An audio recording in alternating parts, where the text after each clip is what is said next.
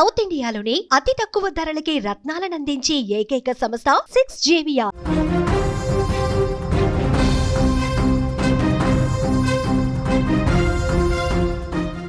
Breaking news చూస్తున్నాం. హైదరాబాద్ చింతల్లో ఒక ఘరానా మోసం చోటు చేసుకున్నట్లుగా తెలుస్తోంది.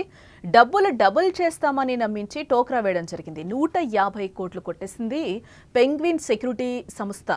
లబోదిబోమని 150 మంది బాధితులు రోడ్డును పడ్డారు. నిందితురాలు స్వాతిని పోలీసులు అరెస్టు చేసినట్లుగా అయితే సమాచారం అందుతోంది. మోసపోయేవాడు ఉన్నంతకాలం మోసం చేసేవాళ్ళు పుట్టుకొస్తూనే ఉంటారేమో. ఇలా ఈజీ మనీకి అలవాటు పడుతున్న కొందరు కేటుగాళ్లు మోసాల బాట పడుతున్నారు. అమాయకులనే టార్గెట్గా చేసుకుని ఈజీగా చీట్ చేసేస్తున్నారు. ప్రజలు కూడా అలాగే అమాయకంగా మోసపోతూ ఉన్నారు కూడా. ప్రజల అమాయకత్వమే పెట్టుగడగా మోసాలకు తెరలేపుతున్నారు. తాజాగా హైదరాబాద్ నగరంలో కూడా భారీ మోసం వెలుగులోకి వచ్చింది. డబ్బులు రెట్టింపు చేస్తామని నమ్మించి పెంగ్విన్ అనే సెక్యూరిటీ సర్వీసెస్ అనే సంస్థ సుమారు 1530 మంది బాధితుల నుంచి 150 కోట్లు వసూలు చేసినట్లుగా ఇప్పటివరకున్న సమాచారాన్ని బట్టి తెలుస్తోంది.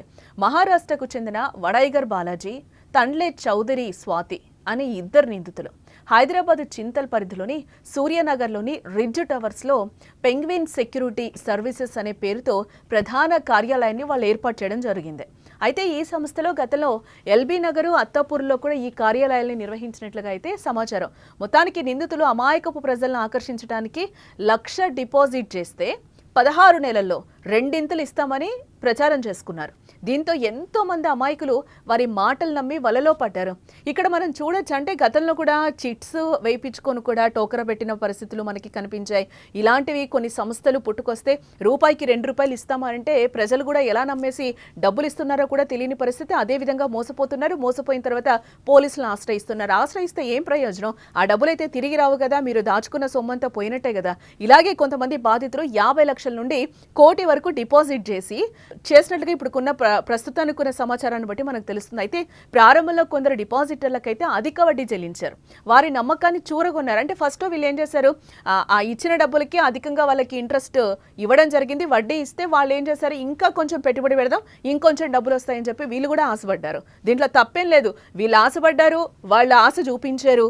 అయిపోయిన తర్వాత మొత్తం వాళ్ళు దుకాణం సర్దేశారు. దీంతో ఆ లబ్ధిదారులు తమ స్నేహితులు, బంధువులను కూడా ఈ పథకంలో పెట్టుబడి పెట్టమని ప్రోత్సహించారట. అయితే 16 నెలలు గడువు ముగిసిన తర్వాత డబ్బులు తిరిగి పొందడానికి గత 2 నెలలుగా కార్యాలయాల చుట్టూ తిరుగుతున్నారు నిర్వాహకుల్ని డబ్బు చెల్లించమని. కానీ వాళ్ళు ఎక్కడుంటారు, ఉండరు కదా. ఈ నెల 30వ తేదీన దాదాపు 100 మంది బాధితులు కార్యాలయానికి చేరుకోగా అది మూసివేసి ఉండడంతో తాము మోసపోయామని అప్పుడు గ్రహించారు ఈ అమాయక ప్రజలు ఎవరైతే డబ్బులు పెట్టారో ఈ కార్యాలయంలో పెంగ్విన్ అనే సంస్థలో వాళ్ళు. వెంటనే బాధితులు పోలీసులకు ఫిర్యాదు చేయగా నిర్వాహకుల్లో ఒకరైన స్వాతిని ఇప్పటికే పోలీసులు అయితే అదుపులోకి తీసుకున్నట్లుగా తెలుస్తోంది.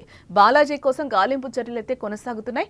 ఈ భారీ మోసంపై మరింత లోతుగా దర్యాప్తు జరుగుతుంది. అంటే వీళ్ళు ఇదొక్కటే కాదు, ముందు కూడా వీళ్ళు కొన్ని కంపెనీస్ పెట్టినట్లుగా తెలుస్తోంది. అంటే ఎవరైతే బాలాజీ ఉన్నాడో స్వాతి వీళ్ళిద్దరూ కలిసి ముందు ఇంకొక సంస్థను పెట్టారో ఆ సంస్థలో మొత్తం మోసం చేసిన తర్వాత ఇప్పుడు మళ్ళీ పెంగ్విన్ అనే సంస్థని తెరపైకి తీసుకొచ్చారు మళ్ళీ కొత్తగా.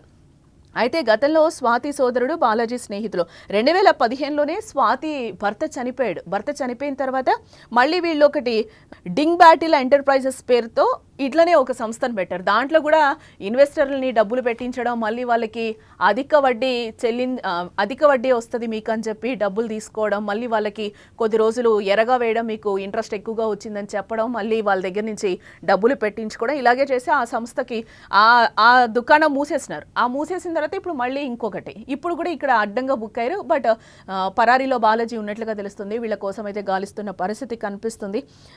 ఏం జరుగుతుందో చూడాలి. నిందితులు స్వాతి అయితే ఎలాంటి విషయాలు బయటపెడుతుందో చూడాలి. ఆ డబ్బు ప్రజలకి తిరిగి ఇప్పిస్తారా పోలీసులు, లేకపోతే ఏం చేస్తారు, ఆ బాలాజీ దొరుకుతాడా అనేది కూడా చూడాల్సిన అంశం.